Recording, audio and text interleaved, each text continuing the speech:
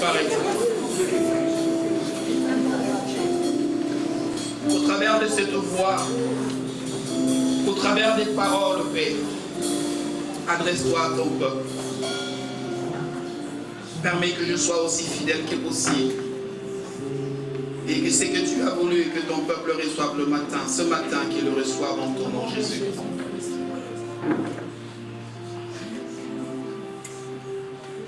Amen.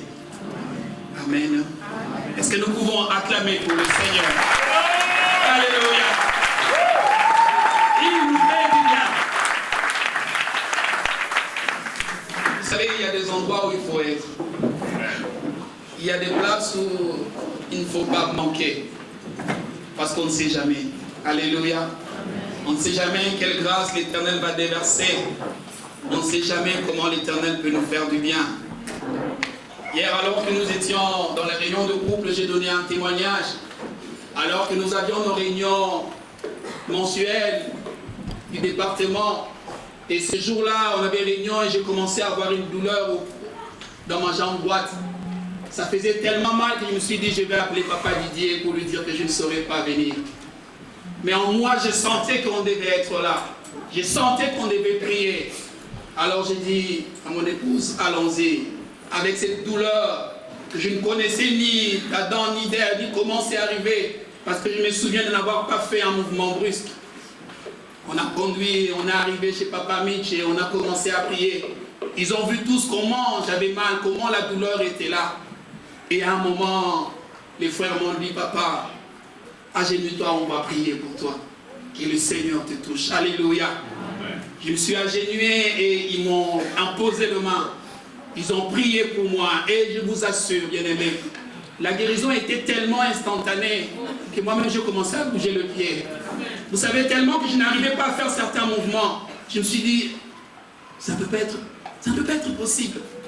J'ai bougé mon pied, je bougeais mon pied. Je faisais de donner tous les mouvements possibles. Et j'ai senti en moi que l'Éternel m'avait vraiment guéri. Alléluia. Il y a des jours où on n'a peut-être pas la force. On est peut-être tellement épuisé. On n'a peut-être pas envie de rien. Parce que peut-être une maladie te dérange, mais parfois il faut être flexible à la voix de l'Esprit. Peut-être c'est là que l'Éternel t'attendait pour que tu aies ta guérison. Alléluia. Voilà pourquoi lorsque l'on convoque des moments de prière, des journées de rencontres comme aujourd'hui, venons et bénissons le Seigneur. On ne sait jamais ce que le Seigneur peut faire.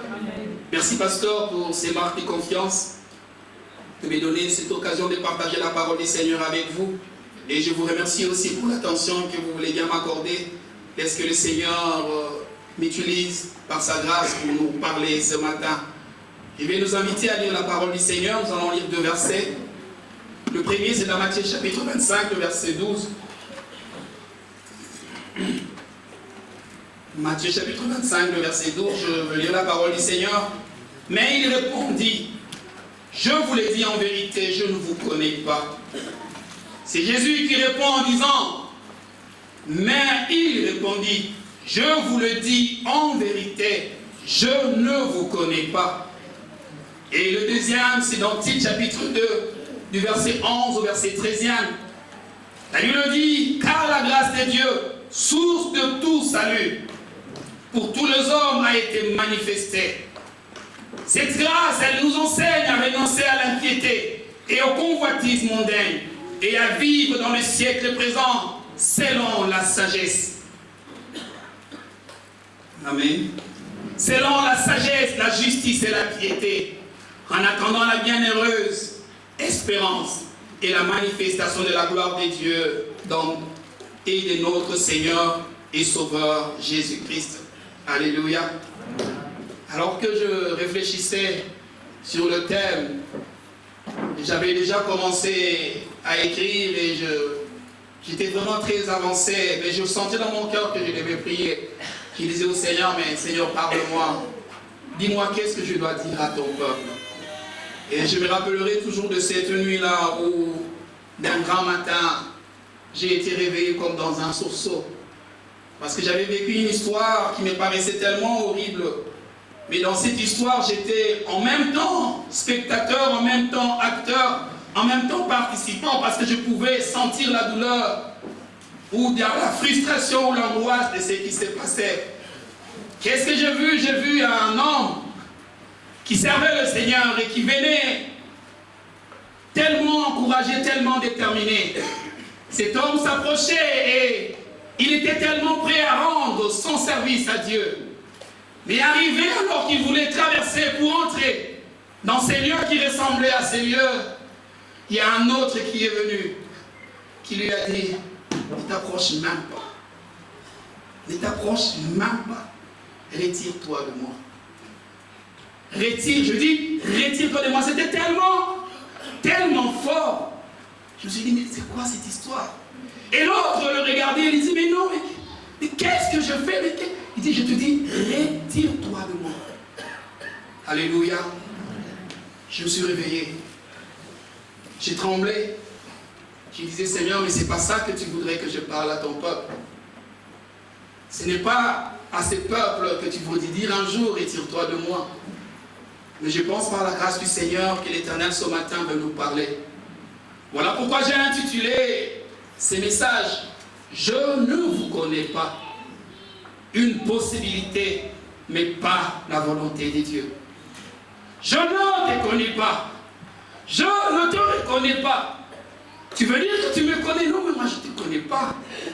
Ça c'est le Seigneur qui le dit. Je ne te connais pas. C'est une possibilité qui peut arriver. Mais ce n'est pas la volonté de Dieu. Bien aimé, la Bible nous montre que depuis le temps de longtemps, Dieu a voulu une relation avec les hommes. Il a voulu entretenir avec nous une relation qui soit plus forte, qui soit plus intense. Une relation qui nous permet de le connaître, de savourer sa présence. Une relation qui permet à l'homme que nous sommes d'entrer dans la présence de Dieu, de voir combien Dieu est bon. Dieu a toujours voulu que toi et moi nous ayons l'accès libre, puisse nous répondre. Dieu a toujours voulu que l'homme vienne avec son offrande, que l'homme vienne avec son service, et que ses services parviennent à Dieu, et qu'il lui dise, j'agrée ton service, j'agrée ta présence. Je suis très content de te voir et je suis très content que tu partages ce moment avec moi. Mais bien aimé, ce que nous voyons, c'est que il peut arriver que dans cette relation profonde, qu'on ne connaît pas la personne avec qui on vit, avec qui on partage tellement de moments, tellement de secrets, et que lorsqu'on le voit agir, on se dit, c'est vraiment lui que j'ai toujours connu. Bien-aimé, je ne te connais pas, je ne vous connais pas. C'est une réponse que Christ réserve aux 10 vierges, ou du moins aux vierges folles. Ces femmes qui se sont mobilisées pour aller à la rencontre de leur Seigneur. Mais arrivé à la porte, Dieu dit non, vous n'entrez pas, parce que je ne vous connais pas. Parce que je ne vous connais pas. Pourquoi partager ce message? Tout simplement parce que Dieu ne veut pas la mort d'un pécheur. Parce que Dieu ne veut pas que nous n'ayons pas accès à ces bonnes choses qu'il a prévues pour demain. Dieu veut que nous puissions en avoir accès. Et comme à Ézéchiel, je suis venu te dire aujourd'hui, et il le dit dans Ézéchiel 33, 11, dis-leur, je suis vivant, l'Éternel. Ce que je désire, ce n'est pas que les méchants meurent, mais c'est qu'ils changent de conduite et qu'ils vivent. Revenez, revenez de votre mauvaise voie. Pourquoi mourrez-vous, maison d'Israël? Dieu ne veut pas que nous mourons. Il ne veut pas que ce jour-là, lorsque le Seigneur reviendra, que ce soit pour nous une surprise, où il nous dira, je ne vous connais pas. Voilà pourquoi dans ce message ce matin, mon objectif ou l'objectif de ce message, c'est d'abord de vous faire prendre conscience. Vous faire prendre conscience. Pardon frère, c'est trop bas. C'est allumé. L'objectif, c'est de vous faire prendre conscience de l'imminence du retour de notre Seigneur. La Bible dit, la fin de toutes choses est proche. Lorsque nous regardons les événements, la fin de toutes choses est très proche.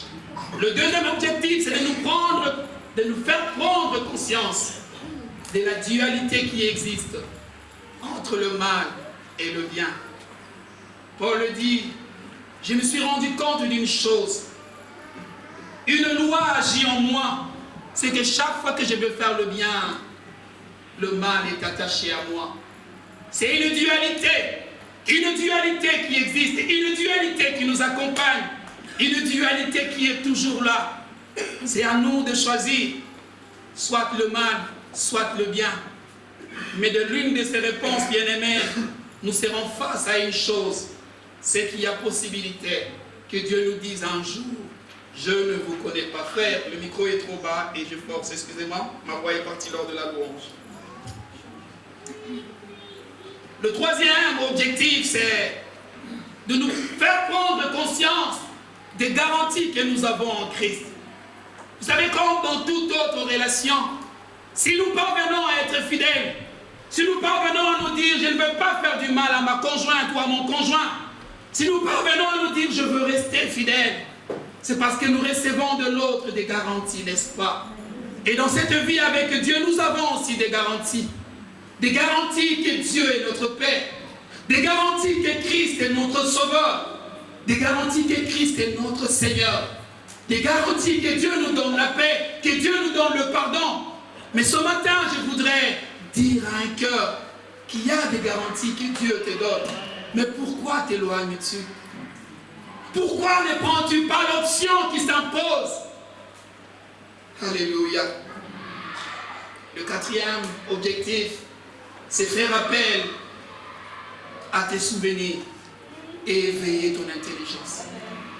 Bien-aimé, sans le souvenir que tu as face à ton Dieu, sans le souvenir de ce moment que tu entretiens, de moments où tu as gêné, de moments où tu as peiné, de moments où tu as dû sacrifier des grandes choses, de moments de fête, sans ces rappels à ces souvenirs, tu ferais n'importe quoi.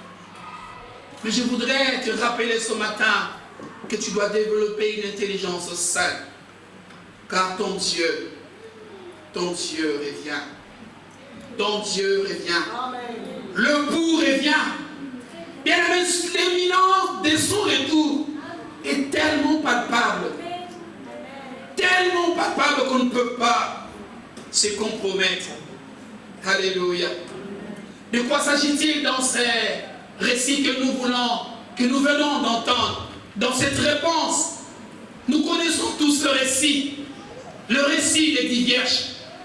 C'est un récit non seulement qui nous renvoie au retour du Seigneur, mais c'est un récit, d'une invitation qui a été lancée aux femmes qui ne connaissaient pas le Seigneur, mais qui ont été sélectionnées par la grâce. Ils ont reçu cette invitation. C'est un récit qui nous rappelle les aléas liés au moment d'attente, les aléas liés au temps de rendez-vous. Le rendez-vous est fixé à 14h, mais on ne sait pas. À 14h, il ne revient pas. À 14h30, la personne ne vient pas. À 15h, il ne vient pas. 2 jours après, il ne vient pas. C'est un récit des hommes ou des femmes qui ont attendu le retour de leur Seigneur. C'est un récit aussi qui nous rappelle une chose, qu'il est possible que ce jour-là, que le Seigneur te regarde, que le Seigneur me regarde et qu'il me dise, et qu'il te dise, je ne te connais pas. Chaque fois que le Seigneur a parlé et qu'il a dit en vérité, il a voulu insister. Il a voulu mettre un accent. Il a voulu mettre un point d'exclamation renforcé. Mais dans ces récits, nous voyons, alléluia, ces femmes être rejetées. Lorsque nous lisons ces versets, je vous inviterai à lire Matthieu 25, 1 à 12. Nous voyons qu'il y avait des points communs à ces deux, ou à ces femmes qui étaient venues, qui ont été réparties en 2 groupes. Et ce qui ressort en premier, c'est que toutes les vierges ont reçu une lettre d'invitation. On dit tous qu'ils ont été appelés. ils ont été invités. Ils ont reçu une lettre qui leur disait, il y a un rendez-vous avec le coup. Et vous avez été sélectionnés à aller dans cette salle. Un autre point commun, c'est qu'ils avaient toutes, sans distinction, prise avec eux leur langue. Alléluia. Et ils avaient décidé de quitter l'endroit où ils étaient pour s'avancer. Un autre point commun, c'est que lorsque le coup a duré, la Bible dit, ils se sont, ou elles se sont tous assoupis, elles se sont tous endormis. Mais il y a aussi un autre événement, c'est que lorsque le coup est arrivé, ils ont entendu un cri qui a dit, l'époux est arrivé, réveillez-vous et allez à sa rencontre. Comme ce matin, nous sommes tous là, n'est-ce pas? Nous entendons ces cris de cet homme qui n'a presque plus le cheveu dans sa tête, qui vous dit que l'Éternel revient, qui vous dit que prenez garde au lendemain. Oui, ces vierges aussi avaient entendu qu'on leur disait que l'époux est là. La Bible dit, elles se sont toutes réveillées aussi. Elles se sont toutes préparées aussi. Parce qu'ils avaient écouté l'annonce qui avait été faite. Ce qui est encore plus intéressant, c'est qu'ils sont demeurés unis. Ils étaient tous ensemble, comme vous et moi ce matin. Nous tous, nous avons reçu l'appel du Seigneur. Nous tous, un jour, il est venu nous parler, il est venu frapper à notre porte. Et il nous a dit, quittez la vie que vous avez, venez en moi. Nous avons écouté cette voix. Alléluia. Ce qui manifeste de cette unité, c'est que nous sommes tous là, chacun dans son cœur, avec sa position. Ces femmes aussi, chacun d'entre elles avait sa position. Mais une évidence, c'est qu'elles n'entrèrent pas toutes. Elles n'entrèrent pas toutes dans la salle de noces. Pourquoi? Parce qu'il y avait deux choses qui les avaient distinguées. La première chose, c'est que le sage avait pris leur lampe. Et par-dessus tout, elles avaient pris aussi de l'huile dans les vases. Mais les autres, elles avaient pris seulement leur lampe. Et elles n'avaient pas pensé à l'huile de réserve qu'il fallait apporter. Elle lui a dit que l'huile qu'avait pris le sage leur permis de faire encore une distance de plus. Mais alors que les folles, lorsque l'alerte a été lancée, elles se sont rendues compte qu'elles n'avaient pas assez d'huile pour avancer. Un autre point, c'est que leurs lampes sont restées allumées pour le sage. Mais pour le folle, leurs lampes se sont éteintes. Se sont éteintes. Et l'autre point, c'est que le sage avait quand même cette conscience-là, cette sensibilité-là, de conseiller aux autres. Vous savez, on ne sait pas partager l'huile que nous avons. Vous pouvez aller chez les vendeurs pour en acheter. Et l'autre constat, c'est que les folles savaient où se trouvaient les vendeurs. Ils savaient où s'approvisionner. Ils savaient où est-ce qu'ils devaient vraiment aller pour trouver ce qui leur manquait. Pour preuve, la Bible dit, elles se sont levées et elles sont parties pour acheter. Alléluia. Une autre évidence distinctive, c'est que les unes sont entrées et les autres ne sont pas entrées. Pourquoi? Parce que les unes étaient prêtes et les autres n'étaient pas prêtes. Bien-aimés dans le Seigneur, par la grâce de Dieu, Dieu est venu vers nous. Alors que nous ne le connaissions pas, la Bible dit qu'il est mort pour toi et pour moi. Et quand il est mort pour toi et pour moi, c'est pour un grand rendez-vous. Et il nous a dit, voici, je m'en vais, mais je reviendrai vous prendre. Que vos cœurs ne se troublent point. Croyez en Dieu et croyez en moi. Car je suis allé vous préparer une place. Je reviendrai vous prendre, afin que là où je suis, vous y soyez aussi. Alléluia. Mais d'où vient que le Seigneur dise à ces femmes que je ne vous connais pas? D'où vient que le Seigneur dise à ces femmes que vous, malgré la peine que vous avez pris à vous déplacer, malgré la peine que vous avez pris à prendre le volant, mais moi je ne vous connais pas, je ne vous sens pas, je ne partage pas la vision que vous avez. Je ne partage pas l'amour dont vous témoignez maintenant à mon égard. Je ne partage pas l'attention que vous m'accordez. Je ne partage pas cette vie que vous avez eu à mener.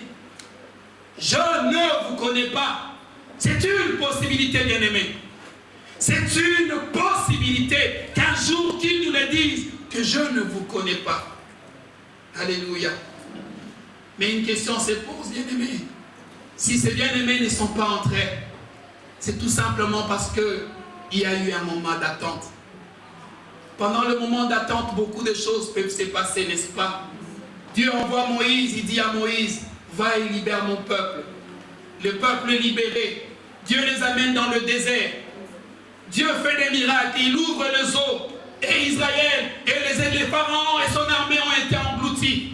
Ces peuples ont vu la main de Dieu. Ce peuple ont savouré, ils ont compris. Il y a un tout-puissant. Il a fait des grandes choses. Il peut faire des grandes choses. Dieu a vu que le peuple voulait le connaître. Il a invité Moïse, il a dit à Moïse, c'est bon, viens, je te donnerai des prescriptions pour que tu saches comment ce peuple doit vivre et marcher avec moi. Alors que Moïse est monté, et il nous dit que Moïse a pris un temps. Il eut un temps d'attente.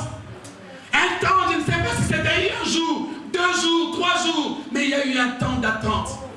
Et pendant ce temps d'attente, le peuple a décidé de fabriquer un veau d'or. Le peuple a décidé de tourner le dos à ces dieux qu'ils ont vu la délivrance. Le peuple a décidé de marcher hors du chemin de ces dieux. Le peuple a décidé d'ignorer l'amour de ses pères, qui a dit, pour l'amour d'Israël, pour l'amour de Sion, je ne m'étairai pas. Le peuple a tourné le dos à Dieu. C'est tragique. Alléluia. C'est très tragique. Bien-aimés, comme je le disais, nous sommes au temps de la fin. Et la Bible dit que dans le temps de la fin, dans ce moment d'attente, et il dit, dans le temps de la fin, viendront des moqueurs. Des gens qui diront, où est passée la promesse? Où est passé ce qu'il vous a dit? Et 2 Pierre chapitre 3, 4 le dit. Sachez avant tout que dans les derniers jours viendront des moqueurs pleins de railleries. Ces hommes viendront, ils vivront en suivant leurs propres désirs. Ils diront, où est la promesse de son retour? En effet, depuis nos ancêtres sont morts, tous restent le même, dans le même état qu'au début. Alléluia. Dans le temps d'attente, la Bible dit encore qu'il y aura des temps difficiles. Et 2 Timothée 3 le rappelle, il dit, sachez que dans les derniers jours, il y aura des temps difficiles, car les hommes deviendront égoïstes, amis de l'argent, fanfarons, hautains, blasphémateurs, rebelles à leurs propres parents, ingrats, irréligieux, insensibles, déloyaux, calomniateurs, intempérants, cruels, ennemis des gens de bien, traîtres, emportés par l'orgueil, aimant les plaisirs plus que Dieu, ayant l'apparence de la piété, mais régnant ce qui en fait la force. Alléluia. Nous nous disons tous chrétiens. Je ne sais pas si c'est pour fuir la colère de Dieu. Aujourd'hui, il n'y a plus personne qui peut jurer qui ne connaît pas son Dieu. Alléluia. Nous nous sommes comme protégés, comme mis à l'écart. Parce que si on dit qu'on est chrétien, ou si on dit qu'on n'est pas chrétien, les gens ne nous comprendront pas. Tous nous nous proclamons chrétiens. Tous nous nous proclamons enfants de Dieu. Mais ce qui nous caractérise est loin d'être la chrétienté. Alléluia. Nous avons rendu la vie chrétienne une vie de rituels. Nous avons fait de la vie chrétienne une habitude. Je viendrai à l'église, je payerai ma dîme, je payerai mon offrande. Si je ne viens pas, le pasteur me verra ou il m'interpellera. Nous avons fait de la vie chrétienne une corvée, une vie dure, difficile. Quand on voit un chrétien, c'est un misérable. Un chrétien, c'est celui qui marche toujours la tête basse. Nous avons fait de la vie chrétienne une vie où les bases, où je peux dire le basique, ont été loin de nous. Pourquoi? C'est parce que la Bible le dit, dans le dernier jour, les gens deviendront cruels, les gens deviendront méchants, les gens deviendront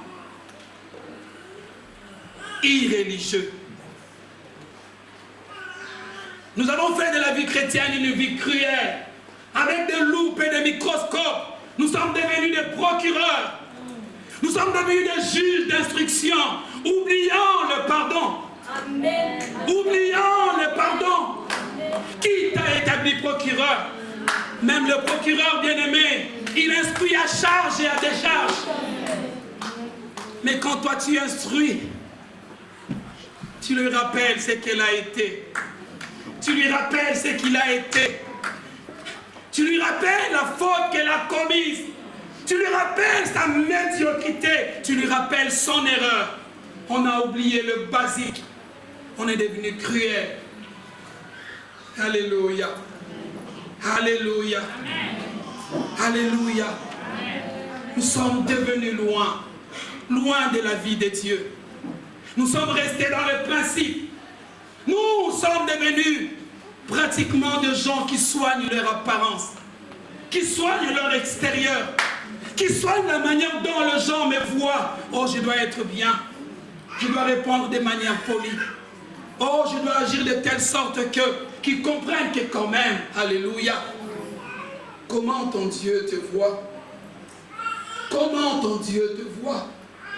Nous avons rendu l'application de la parole de Dieu difficile. Nous avons fermé la porte aux autres de venir à Dieu. Nous avons fermé la porte aux autres de venir à Dieu. Alléluia.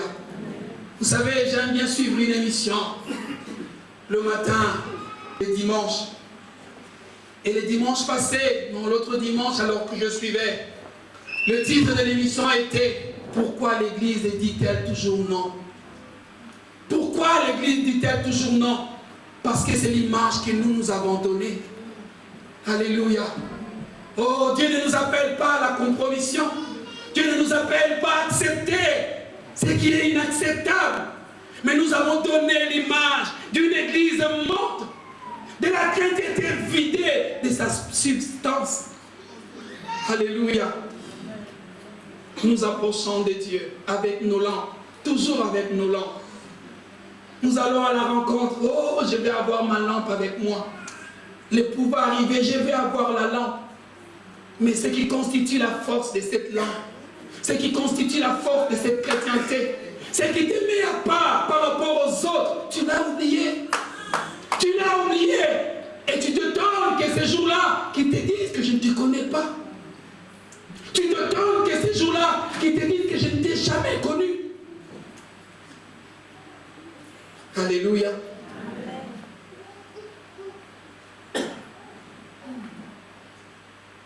Vous savez, David était un homme qui aimait le Seigneur. Et quand vous lisez les psaumes, il nous enseigne beaucoup de choses. Et quand il parle des ordonnances de Dieu, j'aime ce qu'il dit dans Psaume 119, 4 à 6. Il dit, tu as prescrit tes ordonnances pour qu'on les observe avec soin. Il précise, avec soin. Puissent mes actions être bien réglées, afin que je garde tes statuts. Alors je ne rougirai point à la vue de tes commandements. Tu as prescrit ta parole pour que je l'observe.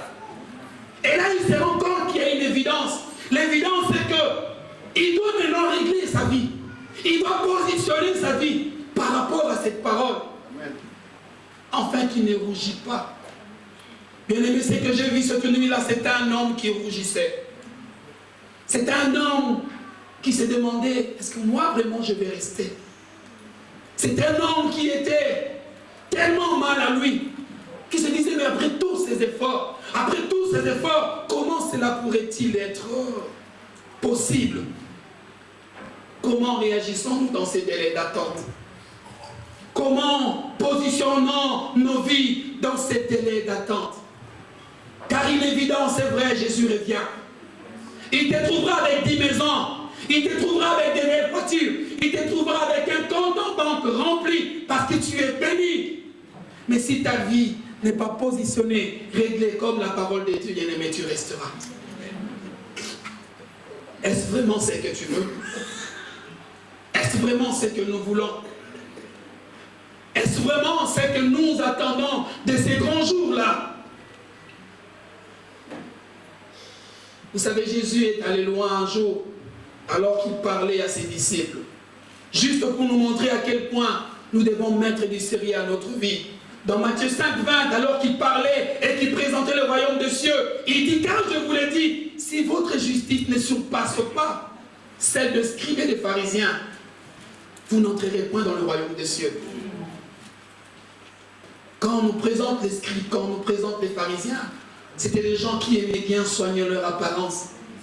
C'était des gens qui aimaient bien se présenter sous une bonne image, sur des projecteurs qui reflétaient bien, qui aimaient bien prendre des photos dans une position où quand ils vont sourire, ils vont avoir une belle image d'eux.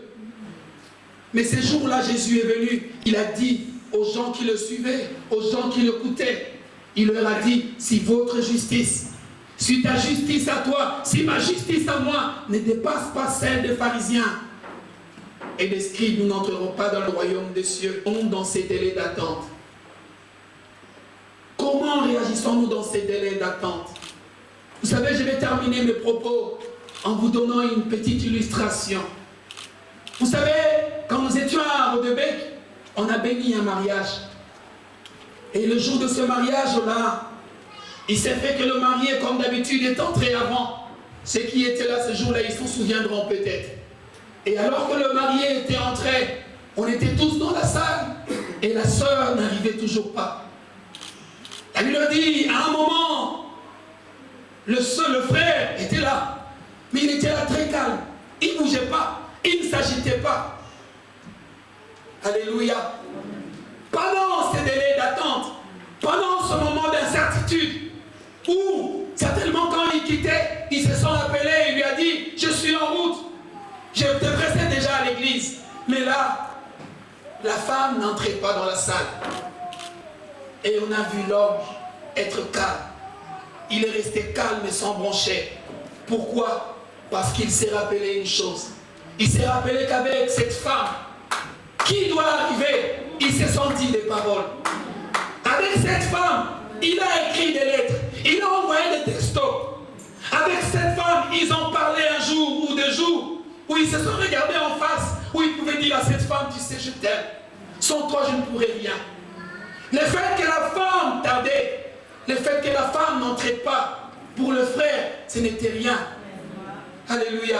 Parce qu'il savait qu'il y avait des paroles qui ont été dites, des paroles qui scellaient et qui consacraient leur amour. Comme les vierges, ils avaient aussi pris leur lampe. La Bible dit, ta parole est une lampe à mes pieds et une lumière sur mon sentier. Je la serrerai contre moi. Alléluia. Dans le délai d'attente, l'homme n'a pas paniqué. Il s'est dit, qu'est dit la parole? Qu'est-ce que nous nous sommes dit avec cette femme? Qu'est-ce que je me suis rencontré? Qu'est-ce qu'on s'est raconté avec elle? Oui, il pouvait peut-être avoir peur. Si la veille, elle s'était engueulée. Il pouvait peut-être avoir peur. Si quelques jours avant, la sœur lui avait envoyé des messages pour lui dire, tu sais, je commence à avoir des doutes sur notre futur. Mais ce jour-là, le frère est resté calme. Il s'est dit, qu'est dit la parole? Qu'est-ce que nous sommes dit? Qu'est dit la lettre d'amour que nous s'est échangée? Pour les vierges, les 10 vierges, la lettre d'amour disait, car Dieu a tant aimé le monde, qu'il a donné son Fils unique, afin que quiconque croit en lui ne périsse point, mais qu'il ait la vie éternelle. C'est cette parole qui les a scellés, qui les a tous réveillés. Bien-aimé, chaque fois que tu te poseras cette question, que dit la Bible? Tu trouveras des réponses dans la situation auquel tu seras confronté. Parce que les temps sont durs. Les temps sont complètes. Nous sommes dans le dernier jour. Le jour où le conjoint, l'époux, tarde à venir. Mais on doit avoir une réponse. On doit avoir une réponse. L'attitude qui a maintenu ses frères à rester calme, c'était qu'est dit la parole. Il y a quelques dimanches, Papa Adam nous a parlé ici sur le chrétien et l'arche de l'Alliance. J'ai beaucoup aimé parce que il est allé loin en disant que dans l'arche, il y avait la parole. Alléluia. Cette parole, c'est ce qui nous fait vivre. Cette parole, c'est ce qui nous maintient. Cette parole, c'est ce qui nous permet de rester équilibrés. Cette parole, c'est ce qui nous permet de régler notre vie, comme nous venons de lire tout à l'heure. Mais si tu ne connais pas ce que dit la parole, tu n'agiras pas conformément à elle. Cet homme s'est posé des questions sur leur amour et il a trouvé la réponse. Alléluia. Que dit la parole? Que dit la parole? Que dit la parole? Par rapport à ta situation, que dit la parole? Par rapport à ta situation, que dit la parole? Alléluia. Alléluia. Bien-aimé, il est important.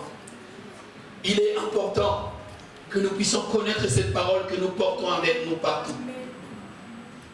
Alléluia. Lorsque vous lisez l'histoire des 10 vierges, il est dit quelque part que les unes étaient prêtes et les autres ne l'étaient pas. Les unes étaient prêtes et les autres ne l'étaient pas. Bien-aimé, il est important que nous trouvons dans la marche de tout le jour qu'est-ce que la parole dit. Parce que quand tu lis qu'est dit la parole, tu trouveras dans la Bible une parole ou un message de grâce. Et qu'est dit ce message de grâce? Dans Jean 15,16, il est écrit, ce n'est pas vous qui m'avez choisi. Amen. Ce n'est pas vous qui m'avez choisi, c'est moi qui vous ai choisi, c'est moi qui vous ai établi, afin que vous alliez et que vous portiez des fruits, et que votre fruit demeure. Pas que votre fruit parte, mais que votre fruit demeure. Enfin que ce que vous demanderez au Père, cela vous soit accordé. Quand vous lisez la Bible, vous trouverez ces messages de grâce. Mais ces mêmes messages de grâce vous dit, car la grâce vous a été donnée. La grâce, source de tout salut, on venait de le dire tout à l'heure, a été manifestée à tous. Mais cette grâce nous appelle à renoncer à l'impiété et la convoitise mondaine.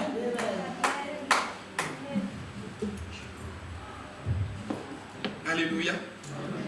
Comprenons ces choses. Dans la Bible, il y a le message de grâce. Mais cette grâce nous appelle à marcher dignement devant notre Dieu. Tu penses peut-être avoir le temps. Tu penses peut-être à dire, oui, je vais juste faire ça et puis je vais retourner. Tu n'auras pas le temps. Tu n'auras pas toujours le temps. Alléluia. Tu penses que si tu prends ton avion, tu fais l'aller-retour. Ou tu prends ton train, tu fais l'aller-retour. C'est bon. Personne ne le saura. Mais tu n'auras pas toujours le temps. Je me souviens encore, ce matin de mars 2009, alors que je prenais mon avion pour venir ici, j'étais très motivé. J'étais très bien, je me disais, waouh, je vais aller visiter l'Europe. C'était une belle mission, j'avais beaucoup de choses que j'avais dans ma tête. Mais quand on est monté, 2 heures après, j'entendais seulement des voix. Alléluia. Je ne saurais jamais quand est-ce que je me suis retrouvé dans le pont.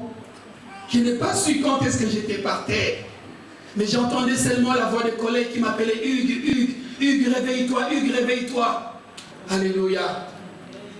J'étais tombé, je ne savais rien. Alléluia. Demain ne t'appartient pas, demain ne m'appartient pas. Les minutes qui vont suivre ne nous appartiennent pas. L'année passée, un collègue, un ami est sorti de sa maison. Il a embrassé ses enfants, il a embrassé sa femme. Il a dit à sa femme, comme d'habitude, je vais à cette mission au Canada, je veux revenir, je vous amènerai des cadeaux. Il est monté, il n'est jamais redescendu vivant. Et pourtant c'était un roi, un homme de Dieu, craignant Dieu, servant Dieu.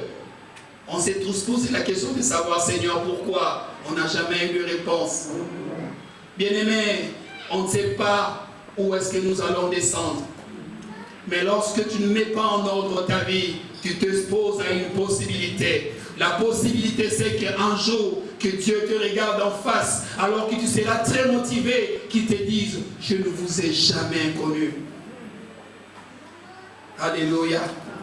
Il y a des très bons messages dans la parole du Seigneur. Il n'y a pas seulement de messages de grâce, mais il y a aussi des messages liés à notre identité. Et le message lié à notre identité nous dit, vous êtes le sel de la terre. Vous êtes la lumière du monde. Si le sel perdait sa saveur, avec quoi la lui rendra-t-on? Nous sommes le sel de la terre. Nous sommes la lumière du monde. On n'allume pas une lumière pour la mettre sous la table. On allume une lumière pour la mettre sur le chandelier. D'où est venu que nous sommes complets, que nous sommes habitués, que nous sommes dit, il connaît.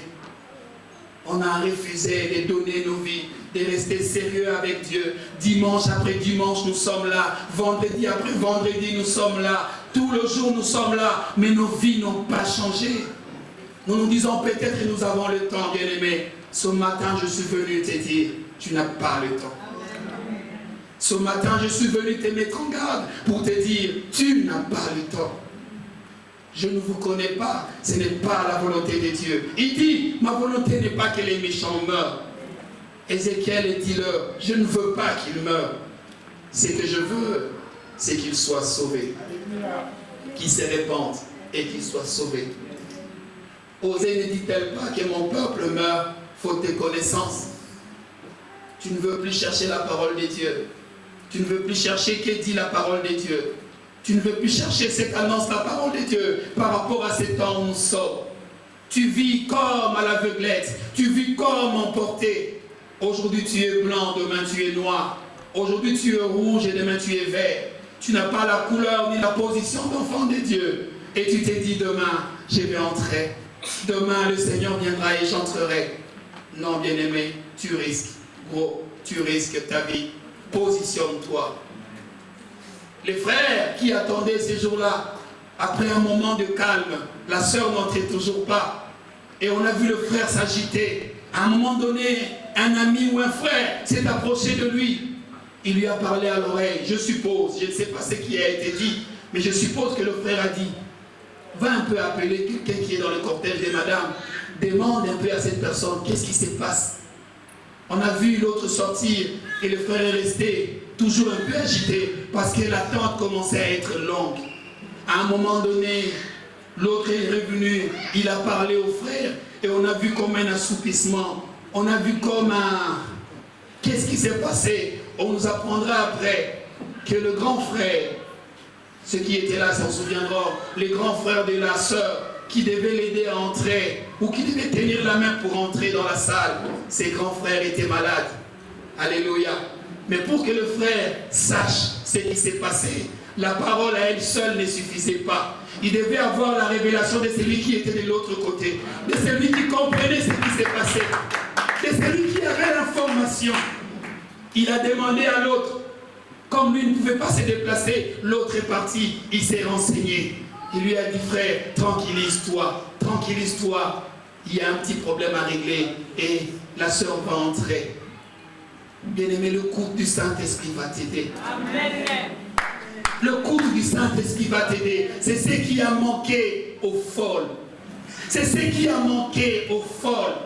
C'est ce qui les a manqué. L'huile suffisante pour avancer. L'huile suffisante pour faire le pas. L'huile suffisante pour aller vers de l'avant.